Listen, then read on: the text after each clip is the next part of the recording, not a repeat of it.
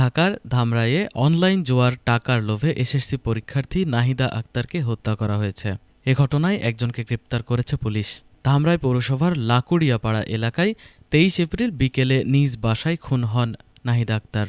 তিনি ধামরাই সেন্ট্রাল স্কুলের বাণিজ্য বিভাগের শিক্ষার্থী ছিলেন এবং এবারের এসএসসি পরীক্ষায় অংশ নিচ্ছিলেন। ঘটনার সময় তার নানি বাসার বাইরে ছিলেন।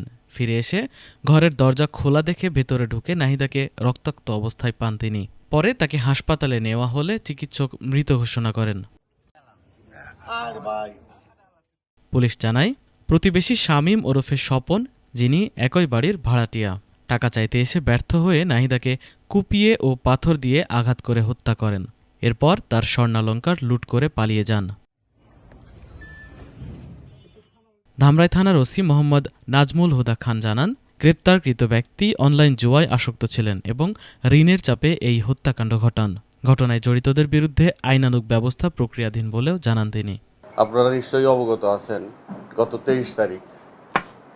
২৩ তারিখ বিকাল ৫টা ১৫ সময় ধামরাই পৌরসভাধীন লাকুড়িয়াপাড়া জনৈক সাব্বির হোসেনের বাসার নিচতলায় একটি স্কুল ছাত্রী নাদিয়া আক্তার, সেন্ট্রাল স্কুলের এসএসসি পরীক্ষার্থী, নৃশংসভাবে খুন হয়। এই হত্যাকাণ্ডের ঘটনার সংবাদ প্রাপ্তির সাথে সাথে সিনিয়র অফিসারকে অবহিত করে আমি পুলিশ পরিদর্শক তদন্ত এবং আমার ধামরাই থানার একটি চৌকস টিম ঘটনাস্থল পরিদর্শন করি। ঘটনাস্থলে উপস্থিত হয়ে ভিকটিমের শারীরিক অবস্থা পর্যালোচনা সহ সুরতল রিপোর্ট প্রস্তুত করি এবং পরবর্তী যে আইনানুগ ব্যবস্থা সেটার জন্য আমরা অভিযান পরিচালনা করি।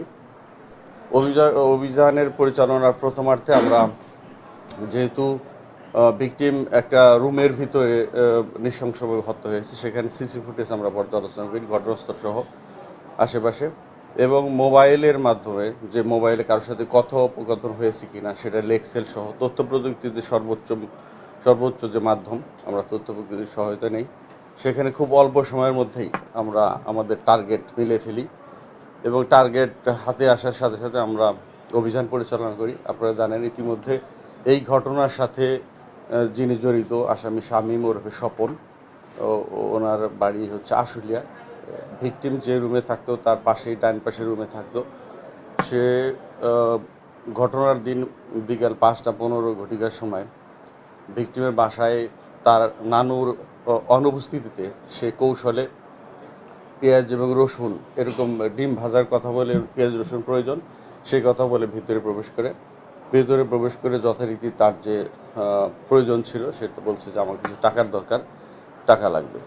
তো ভিকটিম যথারীতি তাকে টাকা দিতে অপারগতা স্বীকার করে।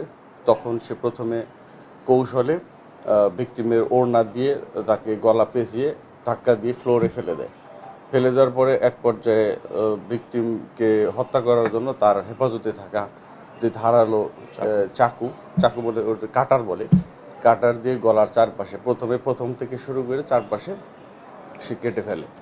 আরও মৃত্যু নিশ্চিত করার জন্য তার পাশে থাকা আঞ্চলিক ভাষায় শিল বা পোতা বলে, এটা দিয়ে তার মুখ মণ্ডল বা কপাল থেতলে দেয়। এই ঘটনার স্বীকারোক্তি অনুযায়ী আমরা তাৎক্ষণিক তাকে জিজ্ঞাসাবাদ করি যে এবং ভিকটিমের কাছ থেকে আপনারা জানেন, ইতিমধ্যে জেনেছেন যে ভিকটিমের শরীরে থাকা বিভিন্ন অর্নামেন্ট, স্বর্ণ অলংকার সে নিয়েছে।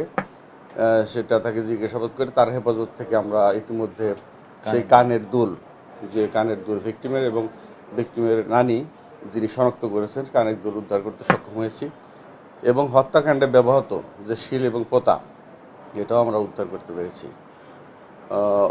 আসামিকে জিজ্ঞাসাবাদে আমাদের কাছে প্রতীয়মান হয়েছে সে একজন অনলাইন জুয়ায় আসক্তর কারণে সে বিভিন্ন স্থানে টাকা ঋণ হয়ে গেছে। সেই ঋণের টাকার জন্য সে বেপরোয়া হয়ে যায় এবং আগে থেকেই হয়তো তার টার্গেট ছিল যে একে যে কোনোভাবে হয় টাকা নেবে, না হলে টাকা বিনিময়ে না দিলে তাকে হত্যা করবে।